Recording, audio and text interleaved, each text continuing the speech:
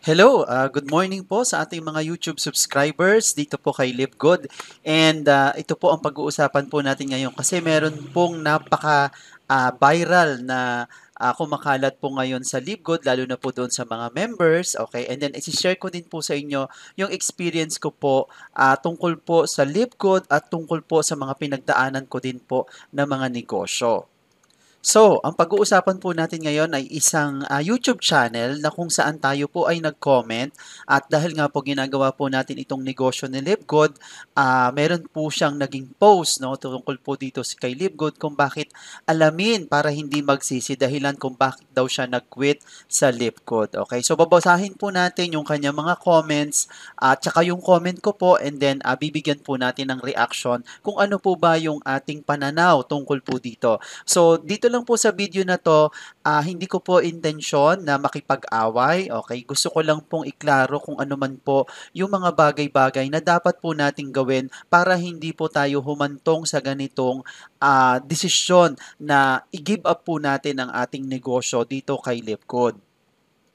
So, ito po yung naging comment po natin sa kanyang video na ginawa po doon po sa kung bakit siya nag-quit kay Lipcode, okay? So, ang sinabi ko po sa kanya is kaya nga po ako sa umpisa pa lang kung hindi kayang bayaran ang monthly ng 560 to 590 pesos, wag nang sumali dahil hindi naman talaga yan ang main income. Kasi po, doon sa video niya, mas ine-emphasize niya po yung tinatawag na matrix commission, okay? Yung matrix bonus. Kaya nga po bonus lang yan eh, no? Kaya nga po ako mas ine-explain ko po sa kanila na kung kayo po ay sasali dito kay Live Good at yun lang ang titingnan po ninyo dahil hindi naman po talaga yun ang income. Parang 13-month pay, no? So kailangan mong magtrabaho ng 12 months and then saka mo palang makukuha yung bonus mo. So parang ganun din po si Matrix commission or Matrix bonus dito po kay Live Good. So kaya nga bonus nga lang yan. Pero kung multi-level marketer ka, kaya mong matulungan ang mga tao mo kasi marami pa naman pong income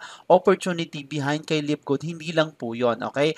Remember, it takes time kung ang Netflix nga 23 years na mayroong 230 million subscriber kaya siya tumigil Libgo dahil may nakita siyang iba. Ito ang leader na hindi dapat sinasamahan dahil napaka unethical. So, ito po yung naging sagot niya po sa akin.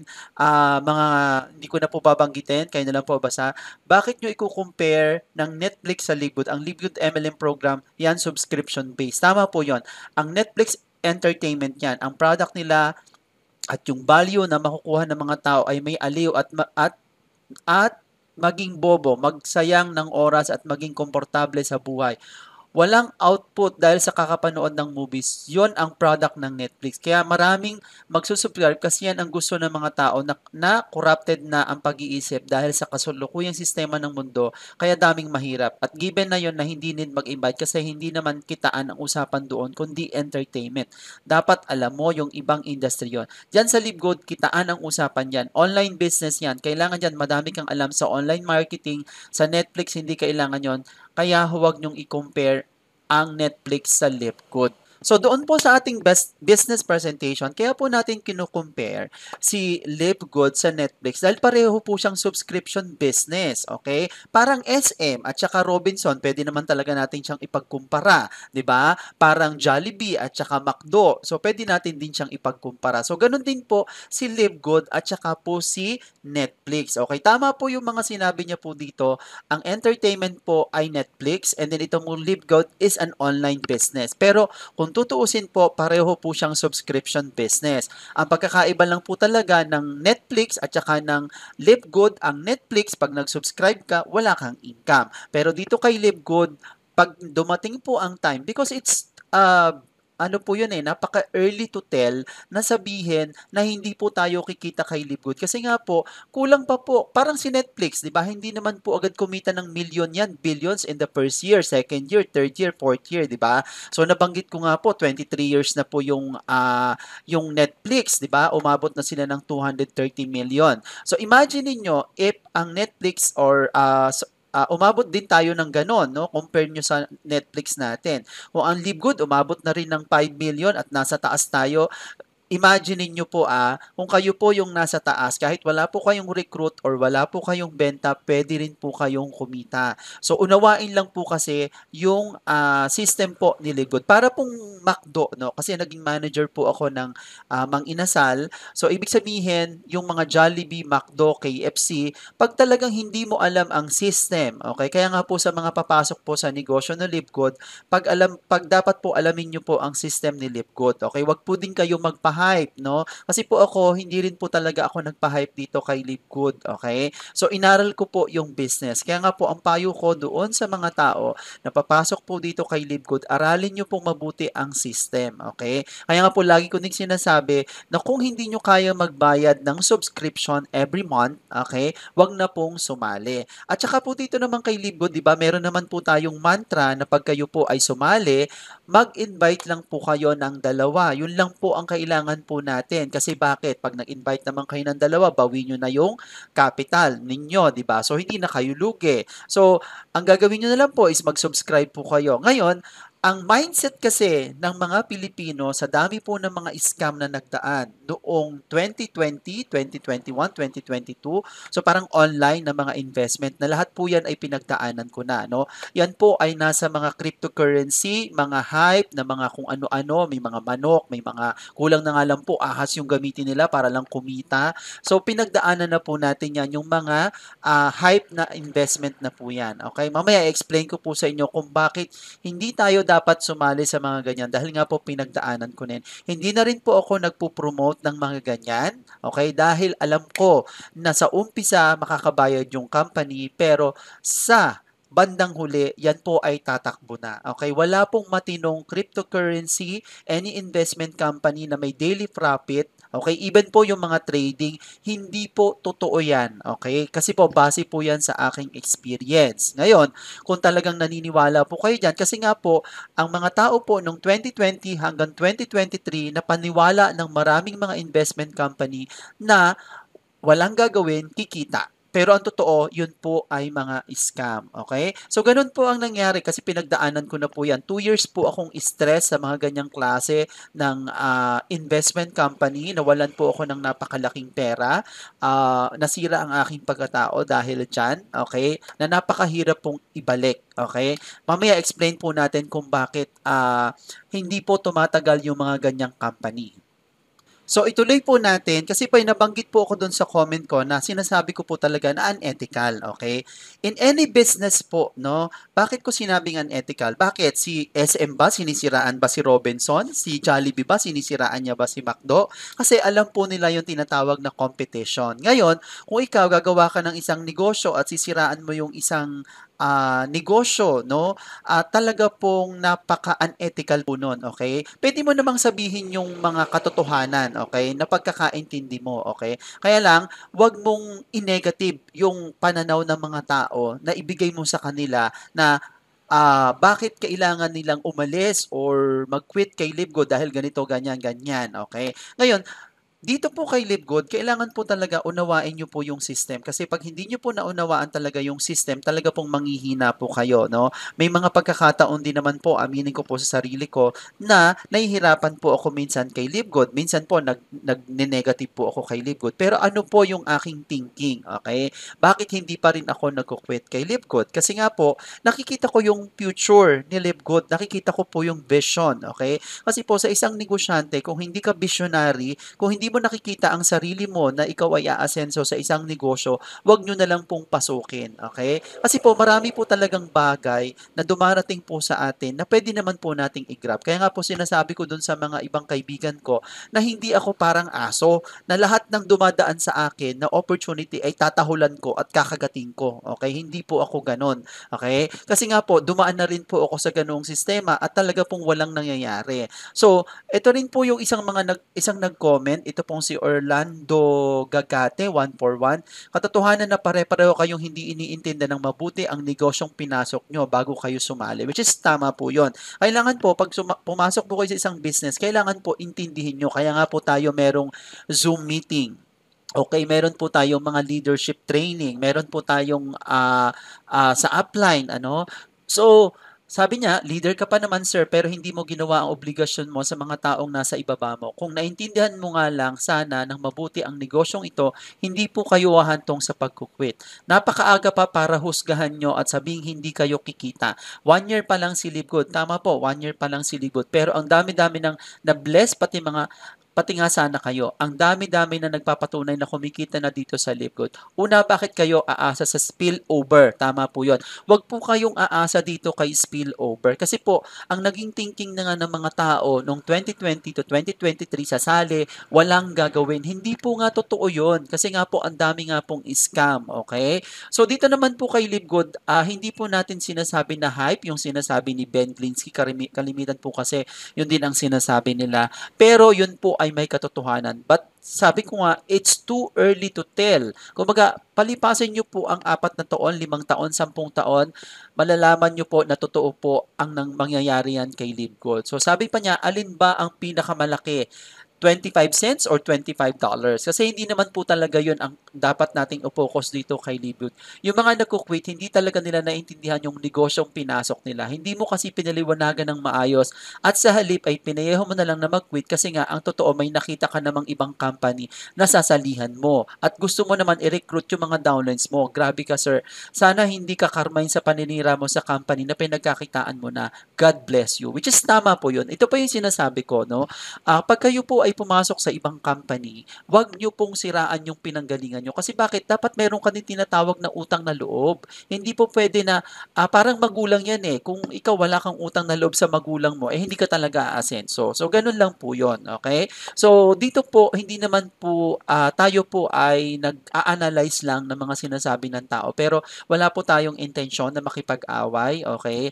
And ito po ay isang clarification lamang kung ano po yung ating pananaw doon po sa ating comment sa isang Facebook, sa isang YouTube channel na kung saan po tayo ay comment. Medyo may sinabi nga lang po siya sa atin na masama, pero hindi po natin yon iti-take personal. Kasi ganoon naman po talaga dito sa social media. So you have your freedom of expression kung ano ang gusto mong sabihin, kahit nakakasakit ka na sa iyong kapwa. Pero sa akin po, walang problema po yan. Ngayon, i-discuss po natin yung sinabi po niya dito, no? So, Live Good is based on hype, no? Actually, hindi naman po talaga hype si Live Good, okay? Mali lang po tayo ng pagkakaintindi, pagkakaunawa doon sa sinasabi po nila na kahit walang recruit, kahit walang benta, pwede kang kumita. Again, that is only a bonus. Hindi po yun ang main income po natin, okay?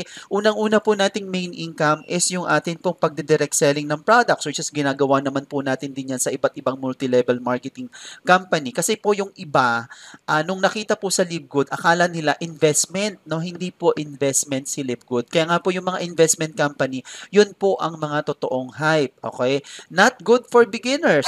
Tama din naman po siya, okay? Parang empleyado rin po, no?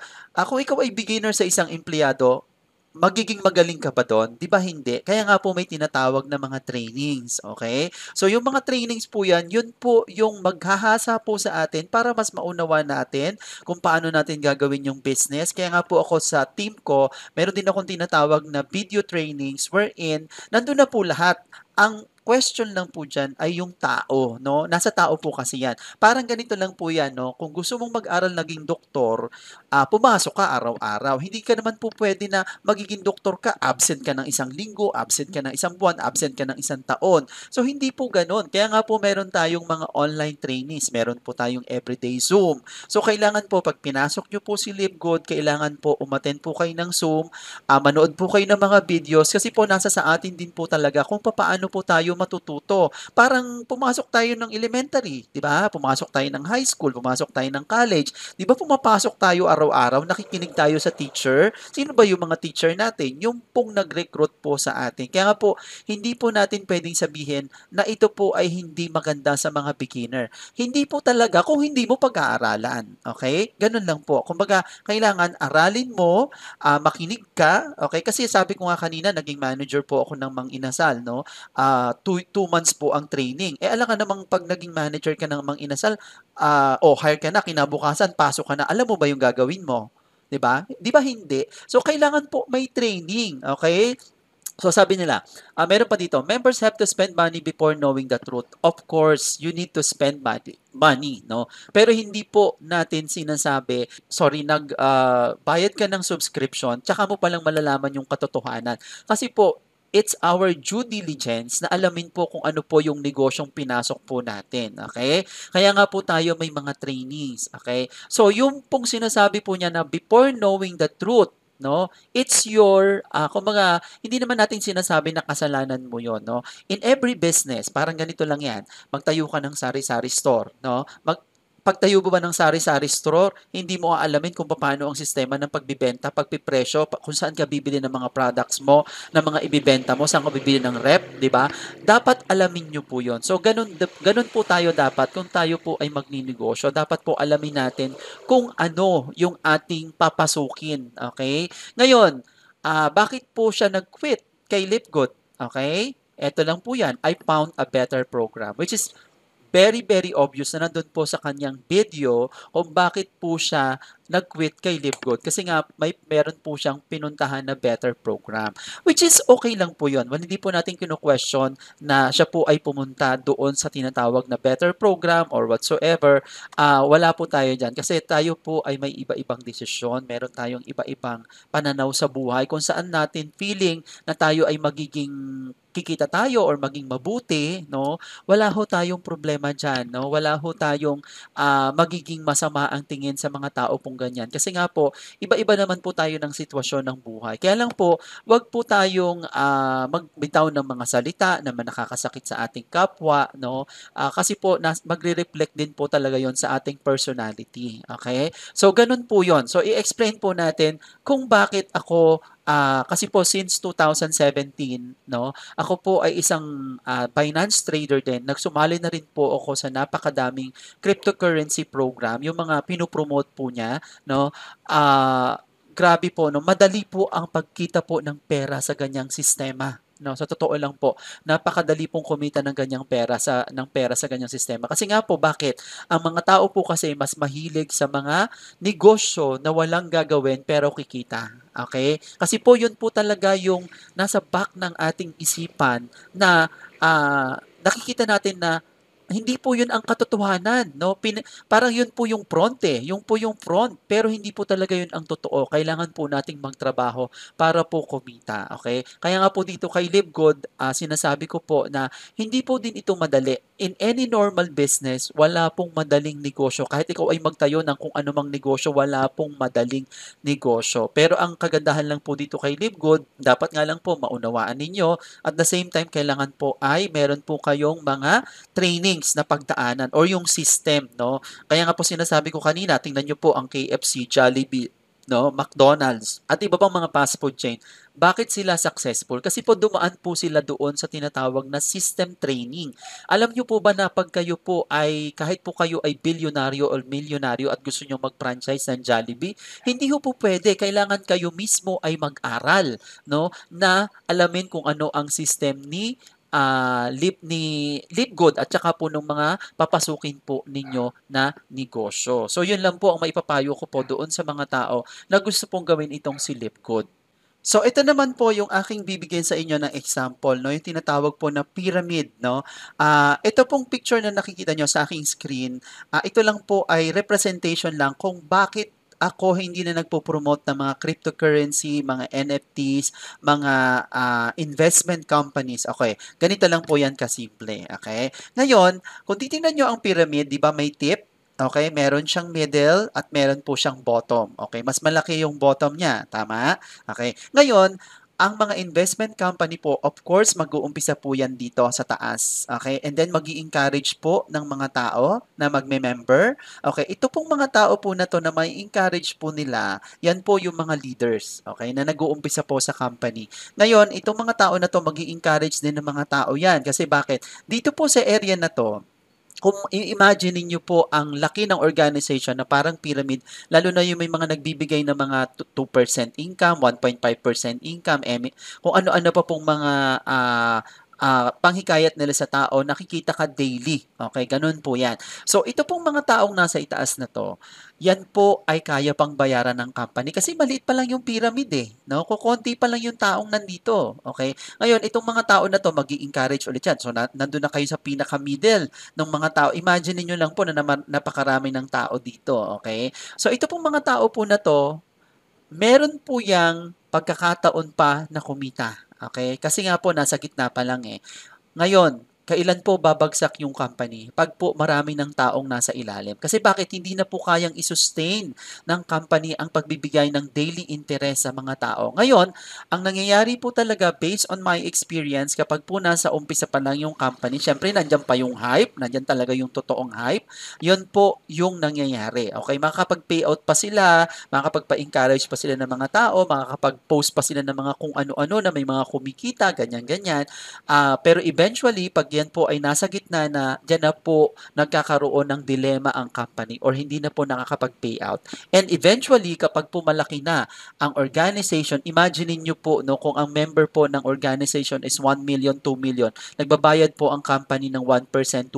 Mathematically, even po yung mga accountant dyan, no, yung mga actuarian dyan, hindi po kayang i-sustain ang payout ng daily interest. Kaya po bumabagsak. Okay? So, ganun lang po ang sistema ng mga pyramid scheme, ng mga totoong scam, ng mga totoong hype na business. Kaya po, tayo po ay huwag magpapadala doon po sa mga taong naninira po sa kung ano man po ang meron po tayong negosyo. Actually po, ang katotohanan po sa ating negosyo, mas ine-entertain po kasi ng utak natin ang negative kumpara nyo po sa mga positive. Okay? Bakit? Kay Live Good, maraming kumikita. Okay? So, bakit mo papansinin yung mga taong hindi kumikita? Okay, ganun lang po yung kasimple. Bakit ako po, honestly, kung ako po minsan na nadadown po ako kay Live Good, alam niyo po, ang ginagawa ko lang, nanonood lang ako ng mga video presentation ng mga tao na naging successful na kay Live Good. Kasi wala naman po tayong ibang pupuntahan dito kay Live Good, kundi doon po sa success. Okay? So, kung hindi nyo po talaga aalamin ng sistema, hindi nyo po i-align ang sarili nyo sa kung ano man ang meron si Live Good, hindi po talaga kayo magkakaroon ng totoong pag-asenso po sa buhay. Kung ini-entertain nyo po yung mga negative na napapanood nyo sa Live Good, okay, mas lalo po kayong manghihina. Okay, ganun lang po yun. Kasi sa totoo lang po, lahat po ng negosyante, no, any successful person, wala pong nakikinig sa mga negative na tao. Kasi bakit? Parang si SM, no? Parang tawag ito, si Robinson, hindi naman po sila naninegative kung wala po silang benta. Tuloy-tuloy lang po sila. Dito lang po kay Live Good, alamin nyo lang po yung sistema, pag-aralan nyo po ang business, matuto po kayo mag-present ng negosyo at yun po ay magagawa po natin. Ang maganda naman po kasi sa ating team is meron na po tayo mga video presentation, napakadami po sa YouTube na pwede nyo pong pag-aralan. Nasa sa inyo na lang po kung ano po ang inyong gagawin para kumita po dito kay Live Good. Ang dami na pong umasenso dito kay Live Good, no? So, bakit po tayo makikinig sa mga tao na alam naman natin na in the end, no, ay babagsak yung company, okay? Kasi kaya ko po sinabi na babagsak din kasi nga po yung mga pinagdaanan ko na company, na mga cryptocurrency, mga investment, mga NFTs, mga kung ano-ano pong trading, lahat po yan ay sinayang lang po yung pera ko. Okay? So, na-explain ko na naman po sa inyo kanina. So, depende na lang po yan sa inyo kung kayo po ay makikinig. Kasi po itong video po na to ay hindi po, sabi ko nga ulitin ko, hindi po para siraan ang isang tao. Okay? Hindi po para tayo po ay makipag-away kung kanino mang content creator. Okay? Dahil po tayo ay rumirespeto sa kung ano man ang ating pananaw, kung ano man po ang pananaw ng ibang tao sa ating negosyo. Okay? So, just be ethical kung ano po yung ating negosyo na ginagawa at tayo po ay nagiging mabuti. No? Wag po nating siraan yung ating pinanggalingan na kumpanya. Yun lang po. And hope meron po kayong natutunan sa aking video presentation. And doon po sa aking mga ka-team, no, wag po kayong panghinaan ng loob dahil it's too early to tell. Imagine niyo po, ang Netflix is 23 years na po, no? Ang Live Good po is more than 13 months pa lang. So napakalaki pa po ng ating tatahakin na landas. At ang ating naman pong kumpanya sa nakikita po natin, ay napakaganda. So yun lang po, and hope mag-follow din po kayo sa akin, mag-subscribe din po kayo sa aking YouTube channel, at sana po ay nakatulong po itong video na ito para mas maunawaan ninyo at mas gawin po si LiveGo, dahil sinisigurado ko po sa inyo na ito po ay malaki ang maitutulong. So yun lang po, maraming maraming salamat.